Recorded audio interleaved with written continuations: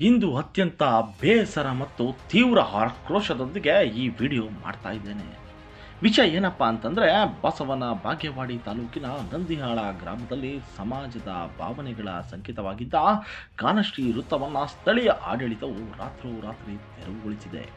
ನಾನು ಈ ವಿಡಿಯೋ ಮೂಲಕ ನೇರವಾಗಿ ಸಂಬಂಧಪಟ್ಟ ಅಧಿಕಾರಿಗಳನ್ನು ಪ್ರಶ್ನೆ ಮಾಡ್ತಾ ಇದ್ದೇನೆ.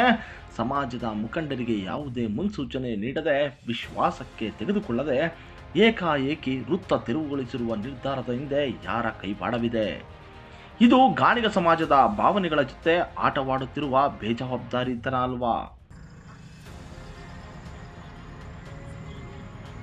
ಗಾಣಿಗ ಸಮಾಜ ಅಂದರೆ ಯಾವಾಗಲೂ ಕಾನೂನಿಗೆ ಗೌರವ ಕೊಡುವ ಶಾಂತಪ್ರಿಯ ಸಮಾಜ.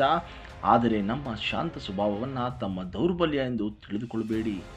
ಸಾರ್ವಜನಿಕ ನಿರ್ಧಾರಗಳನ್ನು ತೆಗೆದುಕೊಳ್ಳುವಾಗ ಸಮಾಜದ ಅಸ್ಮಿತೆಯನ್ನು, ಜನರ ಭಾವನೆಗಳನ್ನು ಗೌರವಿಸುವುದು ಪ್ರಜಾಪ್ರಭುತ್ವದ ಕನಿಷ್ಠ ಜವಾಬ್ದಾರಿ. ಆದರೆ ನಂದಿಹಾಳ ಗ್ರಾಮದಲ್ಲಿ ಅಧಿಕಾರಿಗಳು ಈ ಜವಾಬ್ದಾರಿಯನ್ನು ಸಂಪೂರ್ಣವಾಗಿ ಮರೆತಿದ್ದಾರೆ. ಈ ಮೂಲಕ ನಾನು ಬಸವನ ಬಾಗೇವಾಡಿ ತಾಲೂಕು ಆಡಳಿತಕ್ಕೆ, ಜಿಲ್ಲಾಡಳಿತಕ್ಕೆ ಹಾಗೂ ಸ್ಥಳೀಯ ಜನಪ್ರತಿನಿಧಿಗಳಿಗೆ ಸ್ಪಷ್ಟವಾಗಿ ಆಗ್ರಹಿಸುತ್ತಿದ್ದೇನೆ. ತೆರವುಗೊಳಿಸಲಾದ ಗಾನಶ್ರೀ ವೃತ್ತವನ್ನು ಕಾನೂನಿನ ಚೌಕಟ್ಟಿನಲ್ಲಿ ಗೌರವಯುತವಾಗಿ ಮರುಸ್ಥಾಪಿಸಿಕೊಡಬೇಕು. ತಮ್ಮ ಭಾವನೆಗಳಿಗೆ ನ್ಯಾಯ ಸಿಗುವವರೆಗೂ ನಾವು ವಿಶ್ರಮಿಸುವುದಿಲ್ಲ. ನಮಗೆ ದೇಶದ ಕಾನೂನು ಮತ್ತು ಸಂವಿಧಾನದ ಮೇಲೆ ಸಂಪೂರ್ಣ ನಂಬಿಕೆ ಇದೆ. ಆ ಸಂವಿಧಾನ ನಮಗೆ ನೀಡಿರುವ ಹಕ್ಕಿನ ಅಡಿಯಲ್ಲಿ ನಾವು ಇವತ್ತು ಧ್ವನಿ ಎತ್ತುತ್ತಿದ್ದೇವೆ.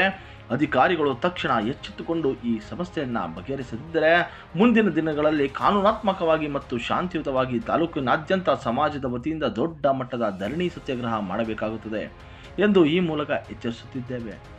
ಈ ವಿಡಿಯೋ ನೋಡುತ್ತಿರುವ ನಮ್ಮ ಸಮಾಜದ ಪ್ರತಿಯೊಬ್ಬ ಬಂಧುಗಳು ಮತ್ತು ಹಿತೈಷಿಗಳು ಇದನ್ನು ಗರಿಷ್ಠ ಮಟ್ಟದಲ್ಲಿ ಶೇರ್ ಮಾಡಿ ನಮ್ಮ ಧ್ವನಿ ಸರ್ಕಾರಕ್ಕೆ ತಲುಪುವಂತೆ ಮಾಡಿ. ಧನ್ಯವಾದಗಳು. ಜೈ ಗಾಣಿಗ ಸಮಾಜ.